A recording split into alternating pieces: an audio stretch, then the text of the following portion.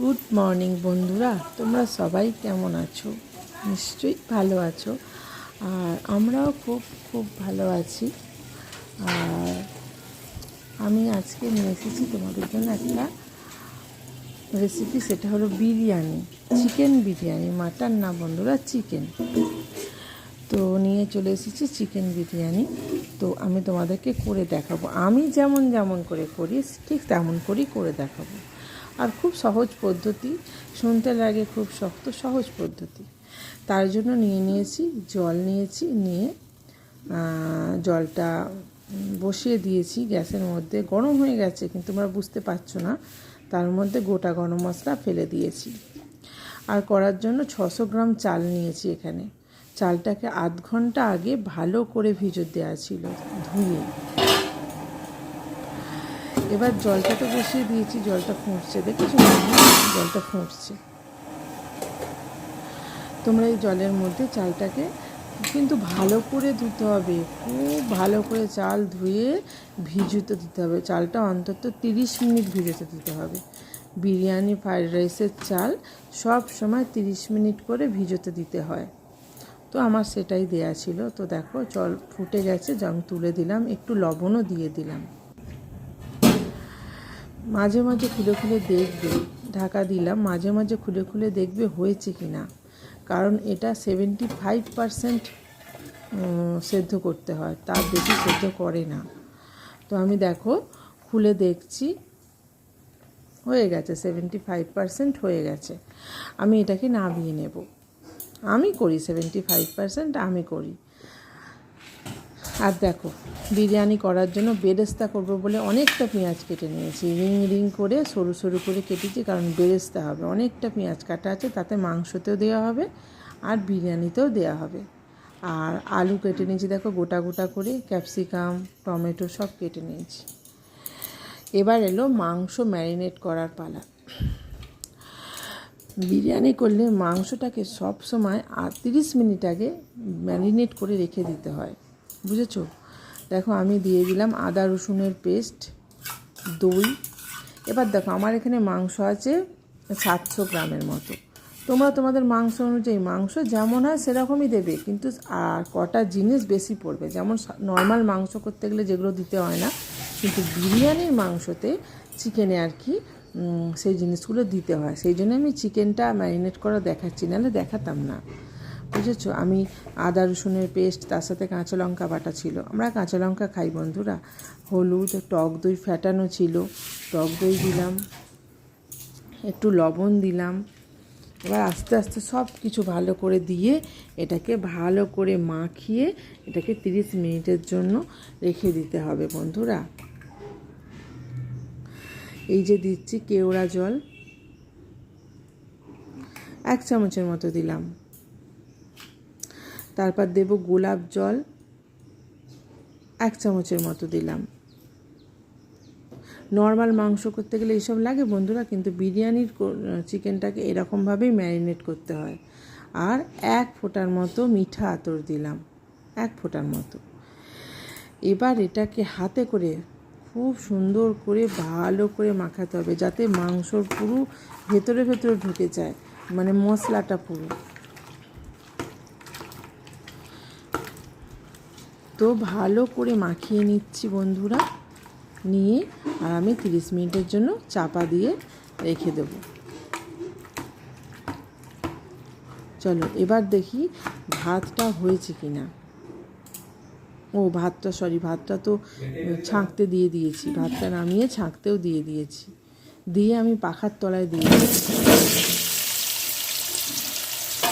এবার বিরিয়ানির আলুগুলোকে ভালো করে ভেজে নেবো, খুব লাল টকটকে করে ভাজবো না, কিন্তু ভালো করে ভাজবো। তো হলুদ আর নুন মাখিয়ে রেখেছি বন্ধুরা, আমি বিরিয়ানির আলু ভালো করে ভেজে নিই।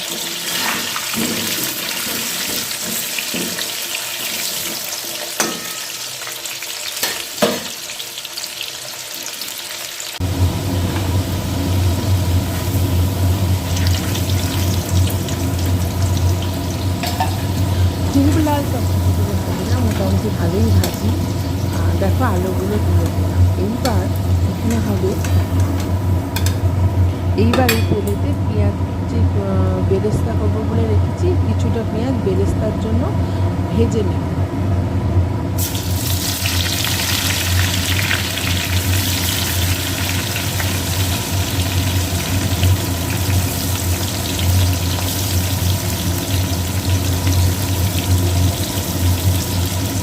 পেঁয়াজগুলো রিং রিং করে ফুটে দিচ্ছি, তো একটু ছাড়িয়ে ছাড়িয়ে দিচ্ছি, কারণ বেশ সরু সরু তাড়াতাড়ি ভাজা হবে। বেরেস্তা মানেই সরু সরু হবে পেঁয়াজগুলো কাটা।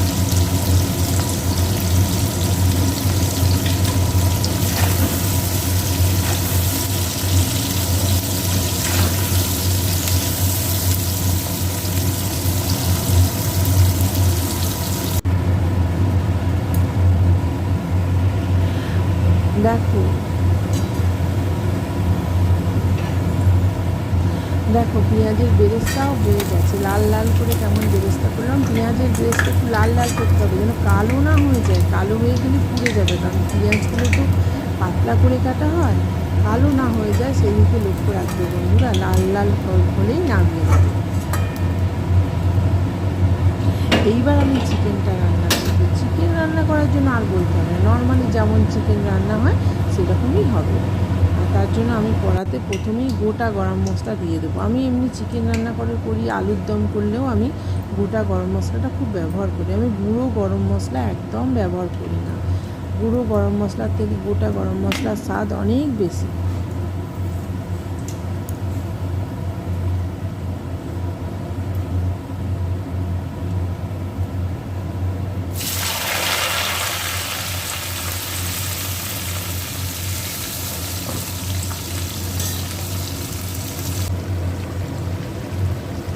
দেখো চিকেনটা দেখছো কীরকম থাকবে, একটু ঝোল ঝোল থাকবে, না হলে তো অসুবিধা আছে। একদম শুকনো শুকনো চিকেন করবে না বন্ধুরা, একটু ঝোল ঝোল থাকবে, কারণ যখন এটা ভাপে দেওয়া হবে মানে দমে দেওয়া হবে তখন একটু ঝোল ঝোল থাকলে ভালো হয়। এইখানের কাজটাই হচ্ছে করার মতো কাজ। কি করতে হবে চলো, আমি একটা শুকনো হাঁড়ি নিয়ে নিয়েছি, তাতে ঘি দিয়ে হাঁড়ির ভেতরটা ভালো করে মাখিয়ে নিলাম। এই কাজটা হচ্ছে ইম্পর্টেন্ট কাজ বিরিয়ানির, এটাই হচ্ছে আসল কাজ। নিয়ে আমি তলায় মাংস দিয়ে নেবো, বেশিরভাগ মাংসটাই মানে বেশিরভাগ চিকেনটাই না আমি তলায় দিয়ে দেবো, কারণ ঝোল ঝোল থাকবে। দিয়ে দেবো কারণ আলুগুলো দেবো না, আলু দেবো তো আলুগুলো তো সেদ্ধ হতে হবে। দেখছো আমি বেশি বড় বড় পিসগুলো আলু তলায় দিচ্ছি আর ঝোল ঝোল তলায় দিচ্ছি।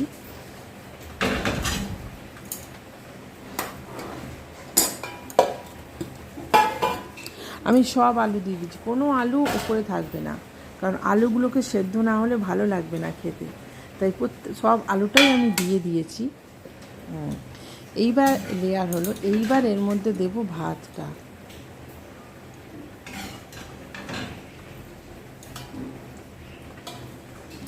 বেশিরভাগ চিকেনটাই আমি তলায় দিয়ে দিচ্ছি আলুর সাথে, কারণ চিকেনের পিসগুলো খুব বড় বড় ছিল, সেগুলো তো সেদ্ধ খেতে হবে বলো, নাহলে তো সেদ্ধ হবে না।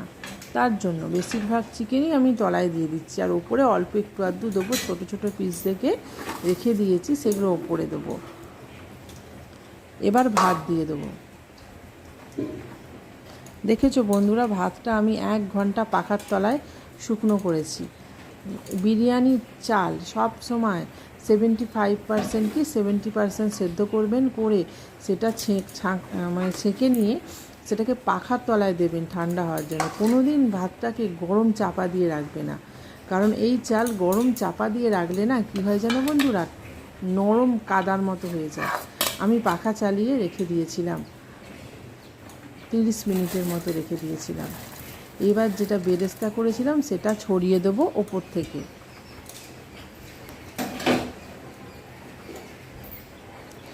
আর এখানেও দিয়ে দেবো ঘি। ঘিটাকে আমি গলিয়ে রেখে দিয়েছিলাম, 1 চামচের মতো ঘি দিয়ে দিলাম।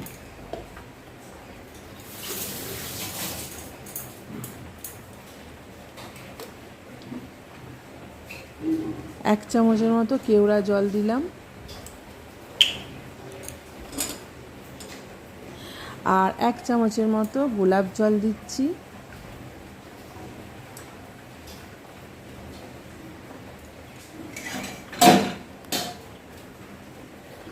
আর মাংসর কিছুটা কাই ছিল সেটা উপর থেকে দিচ্ছি, মানে মাংসের জুস সেটা উপর থেকে দিলাম। দিয়ে বিরিয়ানি মশলাটা এখানে খুব মানে ভাইটাল একটা ব্যাপার, বিরিয়ানি মশলা দিলাম। বিরিয়ানি মশলা একটু বেশি করে দেবে বন্ধুরা, তবে সেন্টটা ছাড়বে। আবার দিয়ে দিলাম ভাত।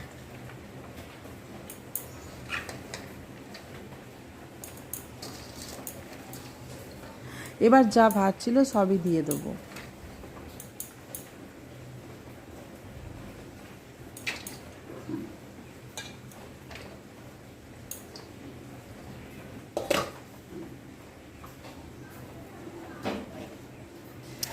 আবার যে কটা বেরেস্তা পেঁয়াজ পড়েছিল সব দিয়ে দিলাম।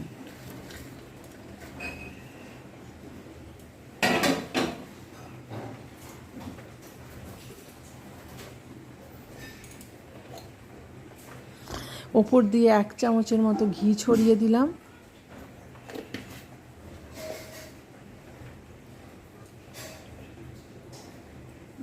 আবারও সেই 1 চামচ গোলাপ জল, 1 চামচ কেওড়া জল আর 2 ফোঁটার মতো দেব আতর। আতর বেশি দেয় না, অনেকটা জিনিস তো, তাই 2 ফোঁটা দিচ্ছি, একদম গুনে গুনে 2 ফোঁটা।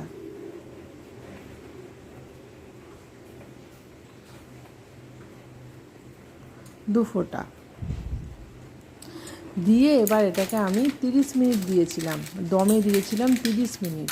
আর বন্ধুরা অনেকে আটা দিয়ে মানে এই ভাতের হাঁড়ির মুখটা আটা দিয়ে সিজ করে দেয়। আমি আটা দিই না সবসময়, বিরিয়ানি মশলা তো ছড়াতেই হবে, ছড়িয়ে দিলাম তার মধ্যে বেশি করে। আমি আটা দিই না বন্ধুরা, আমি দিই ভারী কিছু জিনিস চাপিয়ে দিই, এর উপর ভারী জিনিস চাপিয়ে দিই। আর দেখলাম কড়াতে কিছুটা জুস পড়ে আছে, কিছুটা কষা রাখা আছে খাওয়ার জন্য, জুস পড়ে আছে, সেইটা ওপর থেকে দিয়ে দিলাম। হলো, তাহলে আমার এই হাঁড়িটা রেডি করা কমপ্লিট হলো। এইবার আমি চাটুটা বসিয়েই রেখেছিলাম গরম হওয়ার জন্য, গ্যাসের মধ্যে চাটু বসিয়েই রেখেছিলাম। তো চাটুটা তো গরম হয়ে গেছে, তাই হাঁড়িটা তুলে দেব। আমি অন্তত আস্তে করে দেবো, গ্যাসের মানে এটা আস্তে সিমে দেব। সিমে দিয়ে এটাকে আমি 30 মিনিট রেখে দেবো। সিমে দিয়ে 30 মিনিট রাখতে হবে। তো এটা হয়ে যাক, আমি বাকি কাজ করি। চলো বন্ধুরা, ঘরের তো আরও কাজ আছে, আমি সেটা করতে যাচ্ছি। রেডি হলে একদম চলে আসবো বন্ধুরা নিয়ে তোমাদের কাছে দেখাতে। আর বন্ধুরা তোমরা ঘরে ট্রাই করবে, খুব সহজ পদ্ধতিতে দিলাম করতে। আমি একটা ভারী জিনিস চাপিয়ে দিলাম, বুঝেছো? চলো চলো বিরিয়ানি রেডি, বিরিয়ানি খাওয়াবে তো বেড়ে দেখাই। তো বন্ধুরা আমার ভিডিওটা পুরোটা দেখবে, দেখে কেমন লেগেছে কমেন্টে জানাবে, ঠিক আছে? আর আমি তো ঘরে প্রায় এরকমভাবেই করি, তোমরা দেখে বলবে যে কেমন হয়েছে পদ্ধতিটা। আর সবার তো আলাদা আলাদা পদ্ধতি থাকে। তো চলো দেখাই। ঠান্ডা হয়ে গেছে বিরিয়ানি, দেখেছো বন্ধুরা চালগুলো একদম একটা একটা আছে, লক্ষ্য করো, একটা চালও ভেঙে যায়নি, দেখো।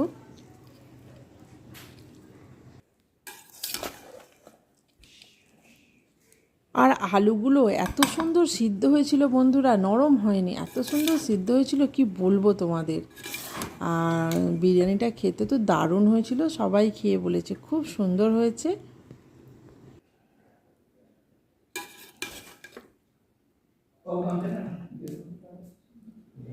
দেখে বলো কেমন হয়েছে। আর আজকের মতো এইটুকু, চলো আবার আসবো নতুন একটা ভিডিও নিয়ে তোমাদের সাথে গল্প